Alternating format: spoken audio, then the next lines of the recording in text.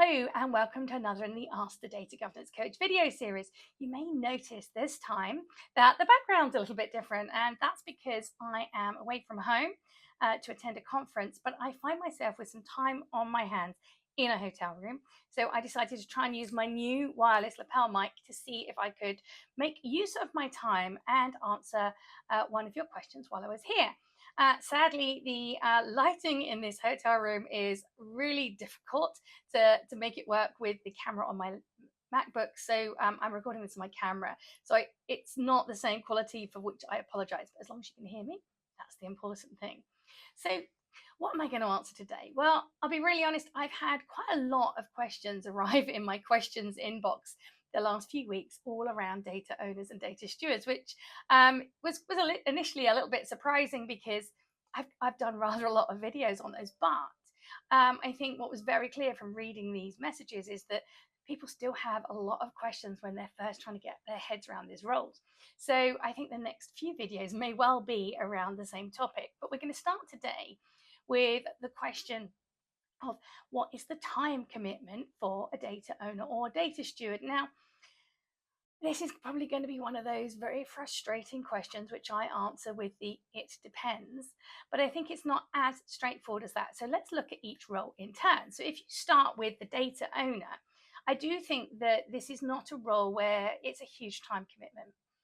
And of course, we get the "it depends," and it depends what you're going to ask them to do. But generally, I would expect the time commitment to be probably 2, maybe maximum 4 hours work a month. Probably not even that. It's going to be more on the months that you have a data governance committee meeting, because you've got the time of them attending that meeting. But apart from that, what you're mainly asking them to do is to support, to champion data governance, to make the decisions and approve things that their data steward brings them. So not a huge overhead. So we don't have to be asking them to find extra hours all over the place. The difference is when it comes to our data stewards, because they are going to have to find more time to work with us. The trouble is, I can't give you a nice fixed answer, because it's down to what are you asking them to do? How fast is your data governance initiative trying to progress? So I'd love to be able to say to you, here's a good rule of thumb and you can use it all the time. But for data stewards, I just don't know. It depends what you're asking them to do. But what I would say, there is absolutely no point asking them to do way more than they can give you in time. So I think it's best to budget for something that's probably only a couple of hours of a week to begin with.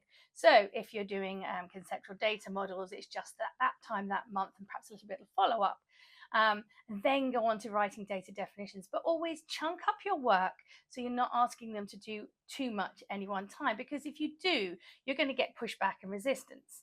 One of the things I say to data owners and data stewards whenever I'm delivering training is, look, there's going to be some upfront investment of your time, because we need to get all that understanding out of people's heads of what data we have, what we use it for, and get it documented. Once we've done that, then we really start delivering the value. And what I tend to say when I do those training courses is, just work with us for a little bit. Please, give us a bit of time. But I promise you, if in a year's time you find that you're spending more time doing data governance activities than you're getting back in business value, then we're doing data governance wrong, and you're allowed to come and tell me or the data governance team that it's not working for you, and that means that we're perhaps being overly onerous in what we're expecting you to do, and we need to revise what we're doing.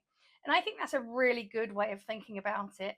Yes, of course, we're the data governance geeks. We want everything documented. We want everything sorted. But we have to remember our data owners and data stewards have day jobs in our organization. And if we want to keep them on side, we can't go faster than they are able to support us. And I think that is a really important thing to remember.